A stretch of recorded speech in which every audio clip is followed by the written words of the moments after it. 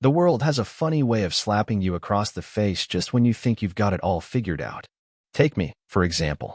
38 years old, a proud homeowner with a mortgage that felt more like an abusive relationship, and a husband to Barbara, who, up until recently, I assumed was just as blissfully bored with our marriage as I was. But life, as I was about to learn, had other plans. It all started on a Tuesday. Not a special Tuesday. Not a birthday. Not an anniversary. Just a regular, run-of-the-mill Tuesday. The kind where you wake up, throw on the same old work clothes, and convince yourself that today's the day you'll finally start drinking more water and being productive. Spoiler alert, I did neither. The day had been painfully average, work was work, traffic was traffic, and my lunch tasted like disappointment. But then, I came home, and that's where everything stopped making sense. Barbara was in the kitchen, which was suspicious enough. She wasn't a bad cook, but she had a tendency to treat dinner like an experiment that would either feed us or require an exorcism. But that wasn't the weird part.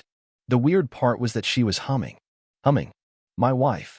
The same woman who sighed like a tragic heroine whenever she had to unload the dishwasher. She was chopping something, probably something that didn't deserve the punishment she was giving it, and she looked happy. A little too happy. I leaned against the doorframe, watching her with narrowed eyes. Did you get a raise? Win the lottery? Finally find a way to mute your mother's calls. She didn't even look up. Just in a good mood. A good mood. A good mood. My wife had two moods, mildly irritated and existentially exhausted. A good mood was about as common as a solar eclipse. I squinted. That was when I noticed something else. Barbara, a woman who had once declared, "Jeans are for people who still have dreams," was wearing jeans. Not just any jeans. New jeans. Jeans that fit her like they'd been made by a team of devoted artisans who had studied her measurements like they were solving a crime. My brain did a quick scan. New jeans. Uncharacteristic happiness. Cooking voluntarily. There were only two explanations. Either she had started some ridiculous self-improvement journey, God help us all, or something was very, very off. And then it hit me. I smelled paint. Not a strong smell. Not like someone had just done a full renovation. No, this was faint, lingering, almost like someone had tried to clean it up. I knew that smell because I painted our entire guest room 3 years ago, and it took weeks to get it out of my nose. Now, let's pause for a second. If you're a rational person, you're probably thinking, David, people paint things. Relax. And normally, I'd agree with you. But here's the thing. Barbara and I hadn't painted anything in years. And if we had, I would have been the one doing it. So why did our house suddenly smell like someone had been covering up a crime scene? I didn't say anything right away. I just took a slow lap around the kitchen, pretending I was interested in whatever questionable meal she was preparing. And then, casually, I threw out, "Hey, weird question. Did you paint something today?" Barbara's hand hesitated for the briefest moment before she continued chopping. What? No. Why? No, I'm not a detective. I don't have a badge. I don't solve mysteries in my free time. But I do know my wife. And I know that when she lies, she gets too specific. I don't know. I shrugged. Just smells like paint. She waved a hand. Oh, maybe it's from outside? They were painting a house down the street. Right. Because paint just wanders into people's homes like an uninvited guest. I let it go. For the moment. But my brain? My brain was already running a full investigation. That night, while Barbara was in the shower, I did what any suspicious husband would do. I walked around the house, sniffing like a lunatic, until I found the source. The hall closet. A place so insignificant I wouldn't have noticed it if I hadn't been looking for it. The door was slightly ajar, and when I nudged it open, I saw it. The wall. A section of the wall, maybe the size of a dinner plate, had been freshly painted over. Not a whole wall, not a full repaint. Just one random patch. Now, I may not know much, but I do know that people don't just paint over one tiny part of a wall for no reason. I stared at it. A little too long. David. I turned around so fast I nearly gave myself whiplash. Barbara stood in the doorway, towel wrapped around her, looking at me like I was a moron. What are you doing? I opened my mouth. Closed it. Pointed. What's with the wall? Barbara's expression didn't change. What wall? Oh, she was good. This wall. I stepped aside like I had just unveiled the world's worst magic trick. Why is it painted? She didn't even blink. I scuffed it with something. Covered it up. That was it. That was her answer. I nodded, staring at the wall like it had personally insulted me. And this required an entire can of paint? Her lips pressed together. It was a big scuff. Right. And I was a ballet dancer. But here's the thing. You don't accuse your wife of lying over something as stupid as a wall. Not unless you want to look crazy. So I did the smart thing. I dropped it. I smiled, acted like I bought her excuse, and went back to pretending I was a normal husband who wasn't thinking about tearing down that section of the wall with my bare hands. But I wasn't done. Oh no. I was just getting started. I woke up the next morning with one goal: figure out what Barbara was hiding. Not in a dramatic, movie-style way where I'd put on a trench coat and lurk in the shadows, but in a normal, responsible, husbandly way. You know, the kind where you quietly lose your mind while pretending everything is fine. Barbara, on the other hand, was completely at ease. Too at ease. She was still humming, still in an unreasonably good mood, still moving around the house like a woman without a secret patch of paint hiding God knows what. She kissed me on the cheek before leaving for work like we were in some wholesome TV commercial, and then she was gone. The second the door shut, I moved. I grabbed the step stool, yanked open the hall closet, and started poking at the painted patch like a moron, expecting it to confess. Nothing happened. It was just a wall. A suspiciously repainted wall, but a wall nonetheless. That didn't stop me. I pressed my ear against it, tapped on it, even scratched at the edge, which in hindsight was probably not the best idea, because I ended up with a tiny smear of white paint under my fingernail and no actual answers. Fine. The wall had won this round. But I wasn't giving up. I needed a new plan. And I needed backup. So I called the one person who would immediately side with me, no questions asked. My best friend, Ryan. Now, Ryan and I have been friends for 20 years, which means he's legally required to listen to my nonsense. He picked up on the third ring, sounding groggy. David, it's 8 in the morning. What's on fire? Nothing's on fire. Probably. But I need your opinion on something. There was a pause.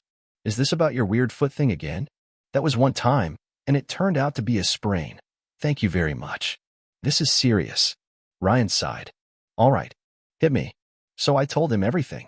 The jeans. The humming. The suspiciously painted wall. When I finished, there was a long silence. Finally, Ryan cleared his throat. Okay. Just to be clear, your wife is acting slightly happier than usual, wearing new pants, and painted over a part of the wall, and your immediate conclusion is, what? Secret underground crime ring. I don't know, but something isn't right, I insisted. People don't just paint over random sections of a wall for no reason, Ryan. You know that. People also don't call their friends at 8 in the morning to talk about walls. I ignored that. Look, I just need a second opinion. Come over and check it out. David, I have a job. So do I. Do you? Because this seems like a full-time hobby at this point. I sighed. I'll buy you lunch. Ryan made a thoughtful noise. Throw in a 6-pack and I'm in. Done.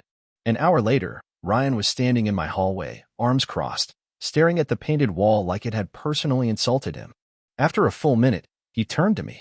You're expecting me to do what, exactly? Lick it? Scan it for fingerprints? Just look at it, I said. Doesn't this seem weird to you? Ryan leaned in, squinting. It's a wall. A very slightly different shade of white than the rest of the hallway. Which, by the way, makes me question your life choices more than your wife's. I rolled my eyes. Forget the shade. Why would Barbara repaint this spot and nothing else? Ryan rubbed his chin, pretending to be deep in thought. Maybe she was bored. Maybe she finally snapped after years of your terrible taste in furniture. Maybe there's a portal to another dimension back there, and she's trying to keep whatever's on the other side from escaping. You're very unhelpful. That's why you keep me around. I exhaled slowly. All right, fine. If I get a heat gun, we can ill. No, Ryan interrupted immediately. You don't even know what I was going to say. You were going to say something stupid, and I don't have time to bail you out when Barbara inevitably files for divorce after coming home to find half the wall missing. I grumbled, but took a step back. So what do I do? Ryan clapped me on the shoulder. You do what any rational, sane husband would do. I perked up. Which is? Wait until she leaves the house again, then rip open the wall while you still have time to patch it up before she notices. I nodded.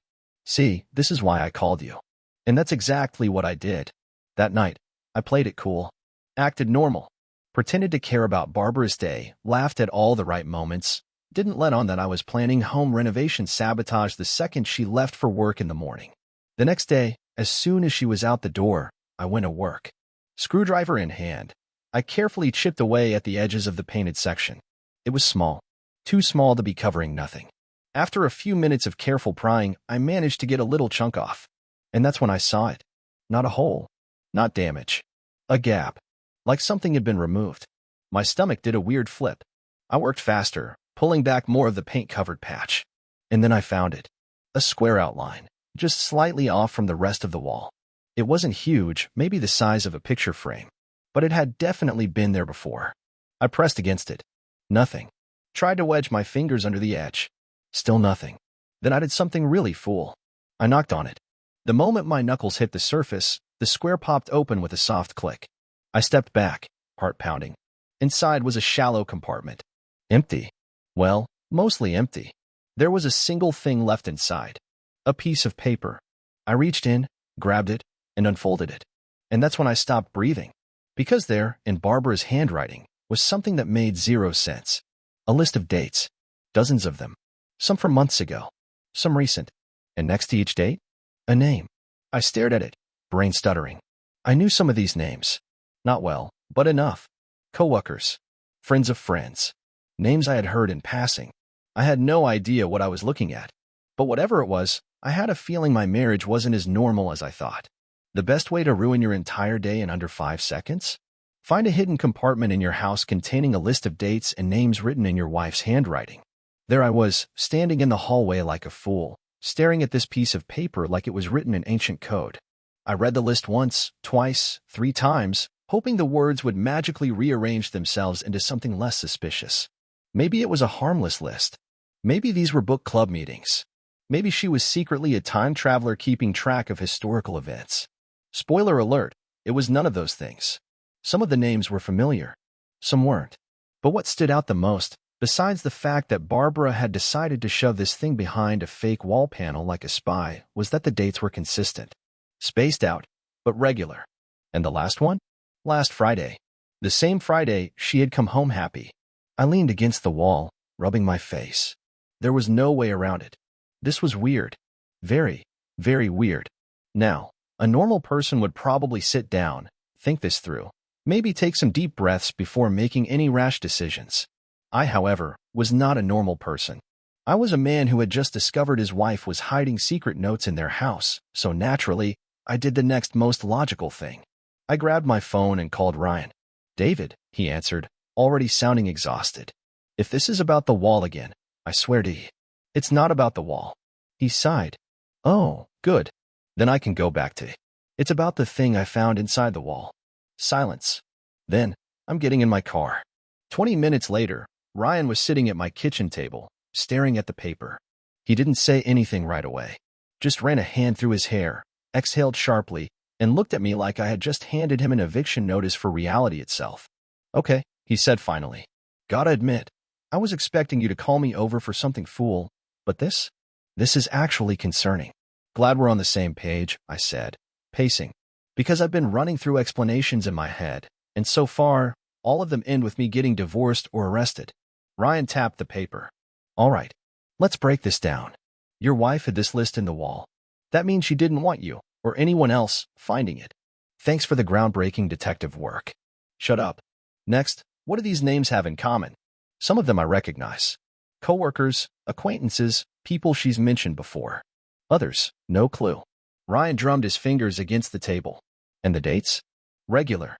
Almost scheduled." "Exactly. But for what?" We both stared at the paper like it was going to answer us. "All right," Ryan said, leaning back. "Let's consider the worst-case scenario. She's running an underground fight club? Not that bad. She's a government agent, and I've been unknowingly married to someone with 3 different passports?" Ryan gave me a look. "Let's dial it back a notch, genius." I exhaled. "Fine. Worst-case scenario within reason. This is a list of people she's seeing." Ryan nodded grimly. "Yeah. And the pattern? 1 name per date. 1 person per event." I dropped into the chair across from him. "I was really hoping you'd come over and tell me I was being insane." "Oh, you're absolutely insane. But unfortunately, this time, you're probably right." We sat there in silence. "Okay," Ryan said eventually. "You need to figure out what this actually is before you go nuclear. Because if you confront her now, she'll just make something up. You need proof." I groaned. "Why does this sound like an actual investigation?" "Because it is an actual investigation. And congratulations, detective, you just found your first major clue. I shot him a look. You're enjoying this way too much. He grinned. Just a little. But hey, at least it's not your name on that list. I glared at him, then grabbed the paper. All right. So how do I figure out what this means without her knowing I know? Ryan leaned forward.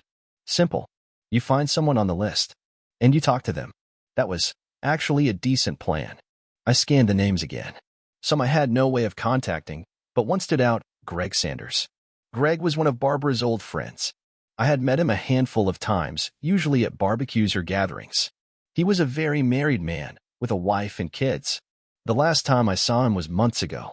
And yet, there he was, on the list, next to a date from 3 weeks ago. Ryan saw my expression. Got a lead. Yeah. And if Greg is even slightly uncomfortable when I bring this up, I'm going to assume the worst. Ryan clapped his hands. Perfect. Now all you have to do is figure out how to casually ask a man if he's been involved in something shady with your wife without looking like a complete lunatic. Easy, I said. I'll just be myself. Right, Ryan muttered. So, complete lunatic. I ignored him and pulled out my phone. It was time to get some answers. I found Greg's number in my contacts and sent a quick message. Hey Greg, long time no see. Wanted to catch up? Got time for a quick call? A few minutes later, my phone buzzed. Sure. What's up? I took a breath, then dialed. Greg answered on the second ring. David, man, haven't heard from you in ages. How's life? Good, good, I lied. Hey, listen, I know this is kind of random, but I was going through some old stuff, and your name came up. Reminded me we hadn't talked in a while. Greg laughed. Yeah, I get it. Been crazy busy. What's up? I tried to keep my voice casual. Actually, funny thing. I was looking at an old list Barbara had written down, just random names and dates, and yours was on it from a few weeks ago. Just got curious. What was that about? Silence. A second too long. Then, Greg let out a nervous chuckle. Oh, wow. That's weird. I stayed quiet. Let the silence stretch. Finally, Greg cleared his throat. Look, man, I don't know what Barbara told you, but, maybe you should just ask her about it. That was all I needed to hear. My grip on the phone tightened. So there is something to ask about. Greg sighed. David, listen, I really don't want to get in the middle of anything. It's just complicated. Complicated. The polite way of saying, you're not going to like what you find out. I forced out a laugh. Greg, buddy, I hate complicated. He hesitated. Yeah, I figured. And then he hung up. If there was one thing I could take away from that conversation with Greg, it was that I was absolutely, without a doubt, getting played. The only question left was, how much? I wasn't mad. Yet. I was at that weird stage before anger where everything is too ridiculous to even be real. I mean, who hides a list of names in the wall? If you're going to cheat, at least don't make it look like a spy appointment log. Ryan was still sitting at my kitchen table when I hung up. I looked at him. He looked at me. So he said. Greg folded like a cheap lawn chair. Completely. Did he confess? No, but he did the thing where people try to act casual and fail miserably. Ryan nodded. Then maybe you should ask your wife, defense. Classic. I leaned back in my chair, staring at the ceiling. All right. That's it. I'm done playing detective. Time to move on to the fun part. Ryan grinned. The meltdown? The revenge. Now, before you judge me, let's be clear. I wasn't about to do anything drastic. No property damage, no crazy stunts, nothing illegal. But Barbara had spent who knows how long making me look like a fool. And if there was one thing I hated more than finding out my wife was up to something shady, it was letting her get away with it. All right, Ryan said, rubbing his hands together. What's the plan? I thought for a second. First, I need more evidence. Something solid. Ryan frowned. Didn't we just agree you were done playing detective? Yeah, but I need one last thing. Then I go full execution mode. He sighed. Fine. What's the last thing? I tapped the list of names. I need to know what these people have in common. If it's just an affair, fine. But if it's something more, I want to know before I blow everything up. Ryan scratched his chin. Okay. So what? You're going to interrogate more of them? Nope. I grabbed my laptop. I'm going to check their social media.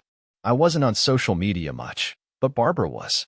And if these people were connected to her, there was a good chance they were connected to each other. 15 minutes in, I noticed something weird. Greg wasn't just a random friend. He was in a private group with a bunch of other names on the list. Some of them I barely recognized, but there was one thing they all had in common. They were all part of a self-improvement group. I squinted at the screen. Ryan, look at this. He leaned in. Path to personal freedom? Sounds like a cult. I clicked on the page. It was private, but the description was vague enough to be suspicious. Something about growth and exploration and freeing yourself from societal constraints. Ryan whistled. Well, that sounds shady as hell. I kept scrolling. It was mostly motivational nonsense, but one post caught my eye. It was from a month ago, and it was written by Barbara. Growth comes from breaking free of old expectations. Sometimes, to find your true self, you have to let go of the past and embrace new experiences. I blinked. Oh, no. I know what this is. Ryan glanced at me. Do I? I exhaled. It's one of those open relationship scams. You know, those groups that convince married people to explore themselves while pretending it's all deep and philosophical. Ryan made a face. Wait, Barbara got recruited into a cheating pyramid scheme. I nodded. Looks like it. Ryan shook his head. That's worse than I thought. So, when were you gonna find out? After she sent you an inspirational quote about letting go of jealousy? I groaned, rubbing my temples. So let's sum this up. My wife joined some ridiculous growth group, started seeing other people, and decided to keep track of it in our damn house. Pretty much. All right, I said. Now I can move to the revenge part. Ryan grinned. This is gonna be good. Here's the thing.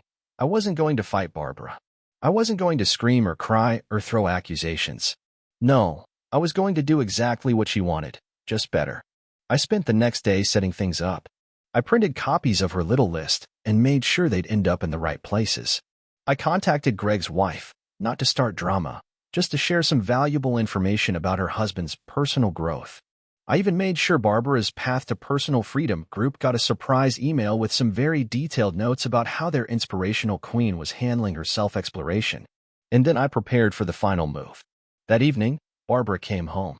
Same annoying humming, same fake good mood. Hey, she said, setting her purse down. How was your day? Oh, great, I said. Actually, I had a bit of a revelation. She smiled. Yeah, I said. You've been so focused on your personal growth lately. It made me realize I've been stuck. Barbara tilted her head. Stuck how? I exhaled. I don't know, just trapped in old expectations, holding on to something that's clearly changing. And I figured, why fight it? Something shifted in her face. David, what are you saying? I smiled. I'm saying, I think you're right. Maybe I need to embrace growth too. Barbara's expression twitched. Now, here's the thing. Barbara had been counting on me being clueless. She had built her entire scheme around me not knowing. And the second I acted like I was on board, she started to panic. I leaned against the counter. Actually, I already made some calls. Set some things in motion. I figured if we're growing, we should do it properly. Barbara's smile looked fake now. David, almost forgot. I pulled out my phone. You'll love this. I signed us up for a real self-improvement group. You know, one that doesn't involve cheating. It's all about rebuilding trust and honesty. The first meeting is Saturday. She looked like I had hit her with a shovel. David. Oh, and I had a chat with Greg's wife. She was so interested in his growth journey. And guess what? Turns out she's looking for a new personal path.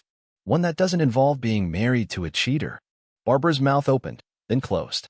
And before you ask, I continued, yes, I made sure your entire little group knows about all your deep, personal connections. Growth should be shared, right? Silence. Barbara just stood there, realizing exactly how much I had flipped the script on her. And let me tell you, watching her struggle to come up with an excuse for once, that was the most personal growth I'd had in years. Barbara didn't say anything right away. She just stood there, blinking like I had just hit her with a brick made of pure logic. It was the face of a woman who had spent months, maybe years, carefully setting up her excuses, only to realize she was out of material. I let the silence stretch. She opened her mouth, closed it, shifted her weight from one foot to the other. Her brain was clearly running at full speed, desperately searching for a way to rewrite reality. And then, like clockwork, the performance began. Her shoulders slumped. Her eyes got all wide and glassy. If I didn't know better, I think she had just received news that the world was ending. David, she said, her voice shaking just the right amount. I don't even know what to say. Oh, I bet you don't. She swallowed, then did something truly impressive. She made herself tear up on command. I had seen actors struggle to cry in movies, but Barbara? She could probably do it while ordering a sandwich if it got her a discount. You don't understand, she whispered. I've been going through so much. Oh. I leaned against the counter. You mean like the deep emotional journey you've been taking through other people's bedrooms? A tiny flinch. Barely noticeable. But it was there.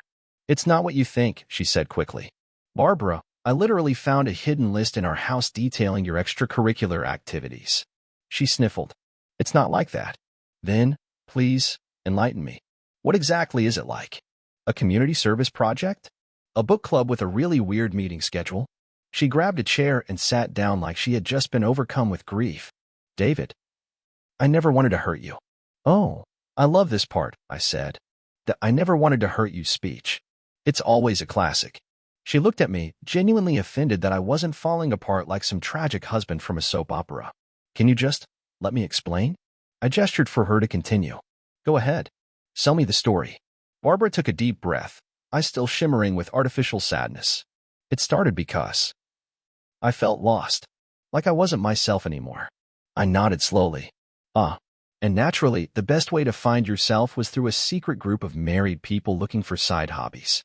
She winced again. It wasn't like that. It was about growth, about understanding what we want out of life. I clapped my hands. Great news. I completely understand what I want out of life now. She blinked. You do? Yeah. Turns out I'd like a wife that doesn't need a secret organization to help her figure out that cheating is wrong. Barbara sighed dramatically, as if I was the difficult one here. David, I know this looks bad. This looks hilarious, I corrected. Bad would be if I walked in on something. This is just embarrassing for you. That finally cracked the act. Her shoulders stiffened, and the pity angle briefly flickered into frustration. She took another deep breath, shifting to strategy number 2, victim mode. I was vulnerable, she whispered. Oh, here we go. I was struggling with things you didn't even notice. I needed something, and I didn't know how to tell you. Yeah, that's a tough one. Hey, David, I'm struggling. Can we talk? Very complicated sentence structure. She wiped at her eyes. You're mocking me. Oh, now she gets it. Her jaw clenched for just a second before she recomposed herself. I didn't want this to happen. Barbara, you joined a group. You made a schedule. You had a list in our house. If you didn't want this to happen, then I'm very concerned about how you make choices. She shook her head, looking at the floor like she was about to launch into a tragic backstory. David, she whispered, I've been unhappy. I smiled. Me too.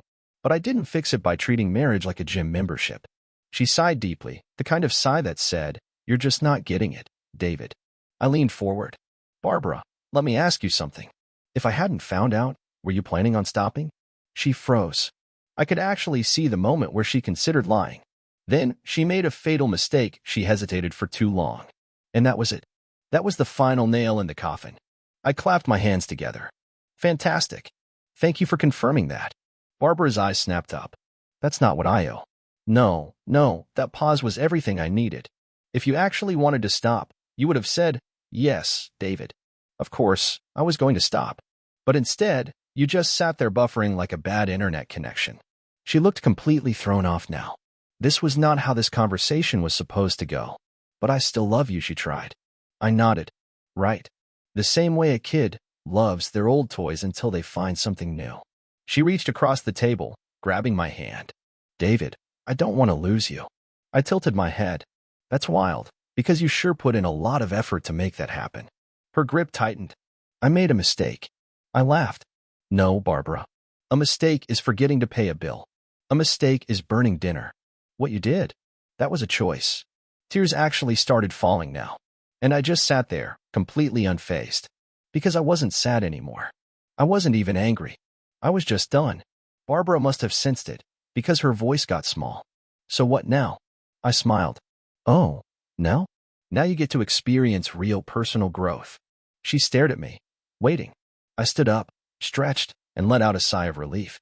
Because, Barbara, I'm done being part of this little self-discovery experiment of yours.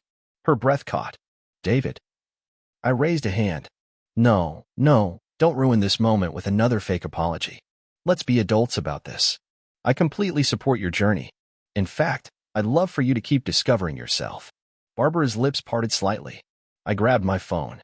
Which is why, starting tomorrow, I'll be sending you your very own freedom package. She frowned. What? First, I'll be sending a full report of your personal growth journey to the family.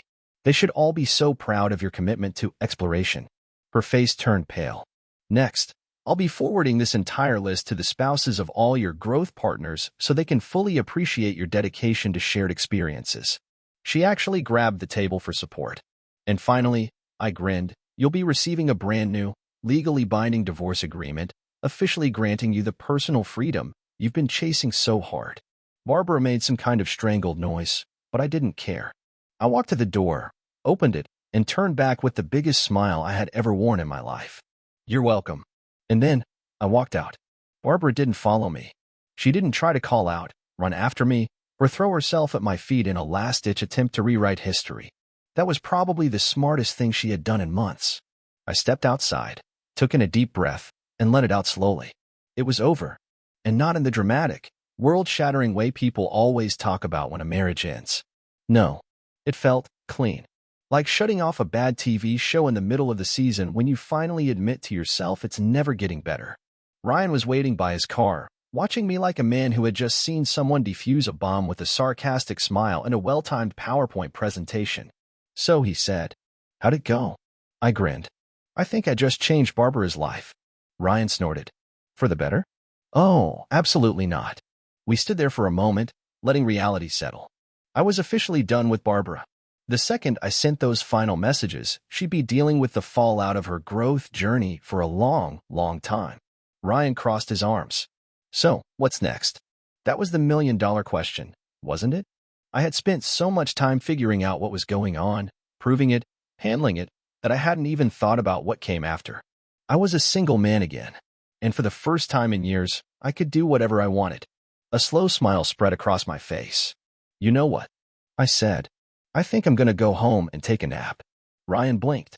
"That's your first move?" "Absolutely. You ever realize how exhausting it is to live with a liar? I feel like I've been running a marathon, and I didn't even sign up for the race." Ryan chuckled. "Fair enough. But after that, I thought about it. Really thought about it. For the first time in a long time, I wasn't making decisions based on what somebody else was doing behind my back. I didn't have to overthink, didn't have to second guess. I could just exist. "I think I'll just see what happens," I said. No big plans. No life-altering changes. Just life without a fool attached to me. Ryan smirked. "Sounds like personal growth." I gave him a look. He held up his hands. "Too soon. Way too soon." We both laughed, and for the first time in forever, I actually meant it. Because the truth was, I had nothing to be upset about. Barbara had been lying to me, cheating on me, and trying to manipulate me into feeling bad for her mess. And I had walked away without falling for a single one of her tricks. I had won. Not in the petty, revenge-fueled way people always talk about. No, I had won my freedom. And that was better than any speech Barbara could ever throw at me. Ryan clapped me on the shoulder. "Well, when you're done napping, hit me up. We'll do something fun." I grinned. "Deal." Then, I got in my car, drove home, and took the best nap of my entire life. And when I woke up, the world was finally mine again. Thanks for watching. Rate the story in the comments. Subscribe to the channel